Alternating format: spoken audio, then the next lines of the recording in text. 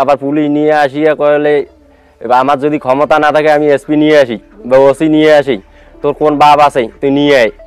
লালমনিরহাটের হাতীবান্ধা উপজেলার ফকিরপাড়া ইউনিয়ন পরিষদের ৪ নং ওয়ার্ড এর সদস্য অর্ণিক খন্দকারের বিরুদ্ধে দুস্থ মাতা, প্রেগন্যান্সি ভাতা সহ বিভিন্ন ভাতা ও ঘর দেওয়ার কথা বলে টাকা আত্মসাতের অভিযোগ উঠেছে। আজ শুক্রবার সকালে টাকা আত্মসাতের অভিযোগ তুলে সংবাদ সম্মেলন করেছেন কয়েকজন ভুক্তভোগী নারী। ফকিরপাড়া ইউনিয়নের নিজ বাড়িতে এ সংবাদ সম্মেলন অনুষ্ঠিত হয়।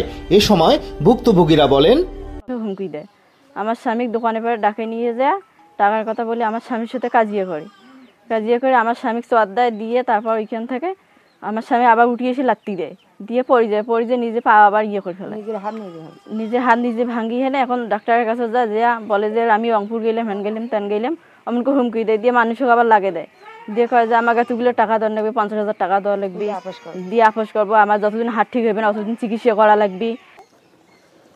আমি অনেক ভাইয়ের কাছে টাকা পাই, মাটি কাটার জন্য আমার কাছে 6,000 টাকা নিচ্ছে। আমার মাটি কাটা মনে করেন যে কাট করে দেয় নাই, ওই টাকা যাওয়ার জন্য মনে করেন পাওয়ার জন্য অনেক কদিন ওনার বাড়ি গেছিলাম।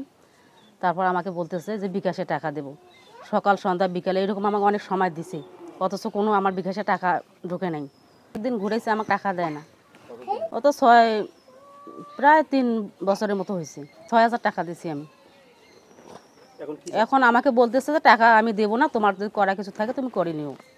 আবার উনি বলে এসপি আছে, ওই এসপির গরম দেখায় আমাকে, এসপির গরম দেখায় বলে মামলা রেকর্ড করবো, এখনো তোকে রাইতের মধ্যে তুলি নিয়ে যাবো, তোকে গুম করি ফেলাবো, এই ধরনের হুমকি দিতেছে। আবার আমার কাছে দাবি করতেছে বলে যদি এইগুলো সমাধান করি চাস টাকা লাগবে 1 লাখ টাকা, 1 লাখ টাকা হলে আমি সমাধান করবো, না হলে করবো না, মামলা চলবে, তোকে আমি গুম করি ফেলাবো।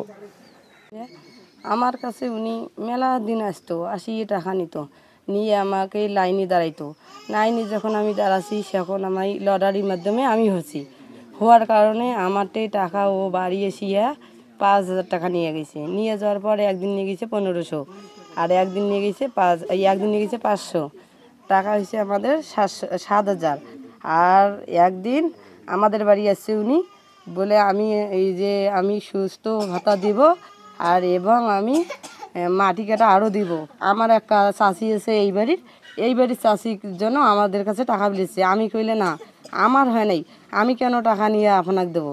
তারপর এর মধ্যে আমার স্বামী বড় খাতায় উনি যা বলছে বলে আজকে তোমাকে টাকা দেবো।